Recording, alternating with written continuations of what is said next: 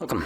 In front of me is a HUAWEI Watch 3, and today I will go over unboxing along with a relatively quick overview of it.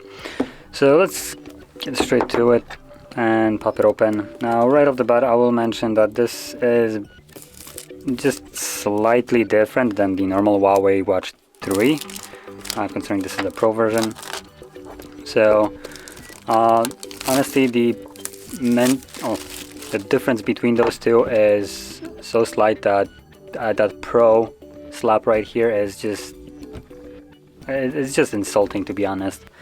The only difference here between the normal one, the Watch 3, is primarily the battery. You have, instead of what is it, like 13 days battery, 21, and both of those are just complete crap. You are not gonna get anywhere near that battery life, and it's just a load of crap that they're trying to force down your throat with this claim.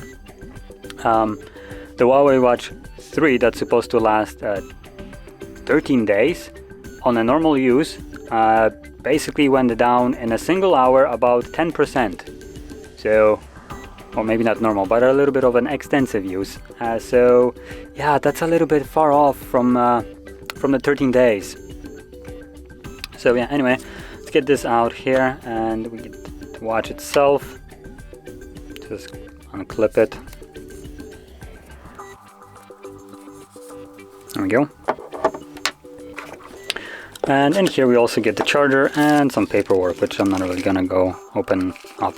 So the charger itself is USB-A in here. So you do need a charger or plug it into your computer, and the charging little dock right here is magnetic, as you can see.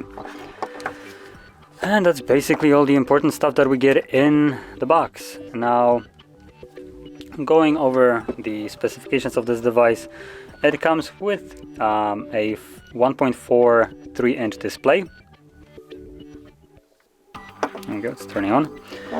So 1.43, it's a 466 pixels by 466. Now, not really sure how you get a square pixel rate right here when the screen is rounded, so that kind of omits me, but oh well. It is an AMOLED display. It comes with 16 gigs built-in storage and 2 GB RAM. Obviously you can hear, or hopefully you heard it, it has a built-in speaker, microphone, so you can make calls with it, pick up and just receive notifications and do all that stuff. Now let me quickly grab the health application. It does require also this app right here. If you're not using a HUAWEI device, that app is not accessible in Play Store. The one that is, because you can download some kind of health app from Play Store, will not work with HUAWEI Watch 3. And even though it does show an app that it supports the watch, it does not, because when you try to connect it, it just gives you an error. So keep that in mind. That's why if you're trying to connect it and you download it from Play Store, your application, that's the reason. Now if you give it a second, it does give us this option right here to connect it. So let me quickly go to devices, add, find, enable.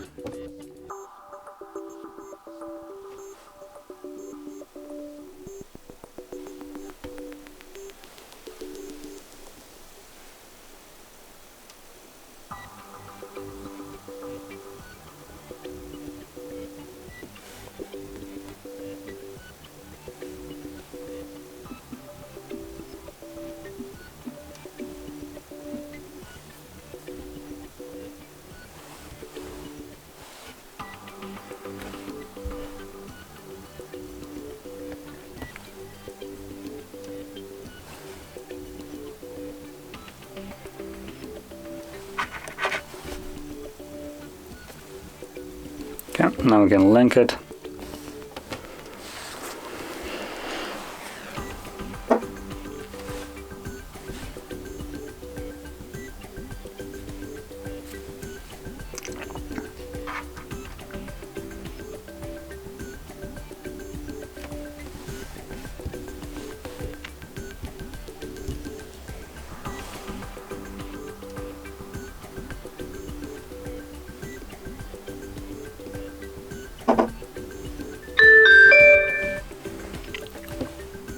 Okay, so now that it's connected, get rid of the phone, we can actually start using the watch.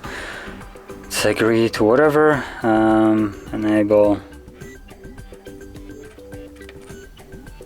So there we go, that's the default watch face. Now the flickering that you see on the screen right here is just because of the camera and not the watch itself. And one thing that I will mention right off the bat, it is a little bit better built device. It does have this, what is it, made out of titanium or something like that, but something better than the aluminum that I think comes with Watch 3. Now additionally, I don't know if you can see, but the bezels right here are a little bit thicker than they were on just a standard one, and then comparing to Watch Pro, that's a little bit of a shame.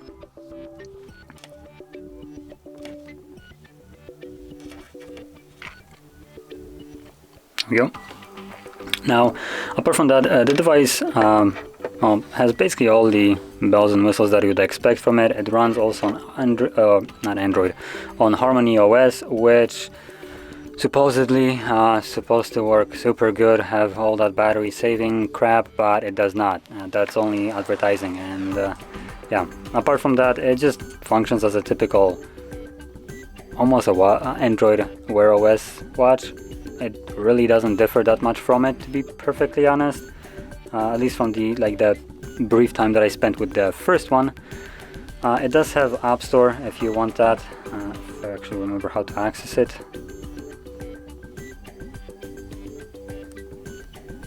Oh, there we go.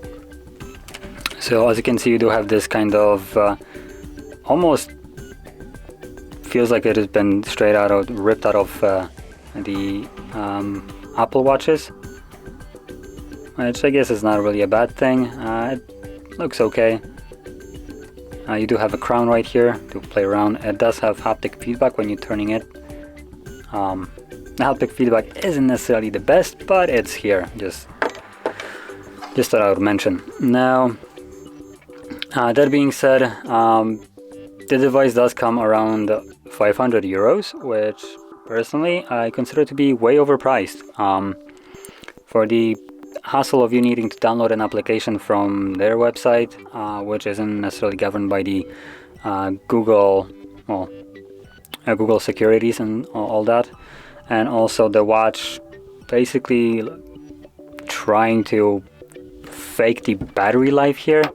If you probably put it on, like, if there is a ultra power saving mode, yeah, sure, it probably will give you that 21 days of battery life. But let's be honest, at that point you might as well just buy a normal watch that doesn't need to be charged and has a normal interface, and will last years instead of days. So honestly, the watch tried to, I guess, offer too much. They couldn't deliver it. And at the end of the day, I personally don't take well to companies trying to basically fake their way into people thinking that it's good. This is not good. It's just okay. It's mediocre. It's like every other Android watch. It's running Harmony OS. That's it. There's nothing more to it. The battery life is as crap as on Android watches, and that's all. So if you want this watch because, as an example, you are running a Huawei device and you might have a better synergy with those, then sure, go ahead. But if you're wanting to get it because of its superb battery life, or apps working better and stuff like that, all their bogus that they're trying to fake, yeah, don't do it then. So that being said, if you found this video helpful, don't forget to hit like, subscribe, and thanks for watching.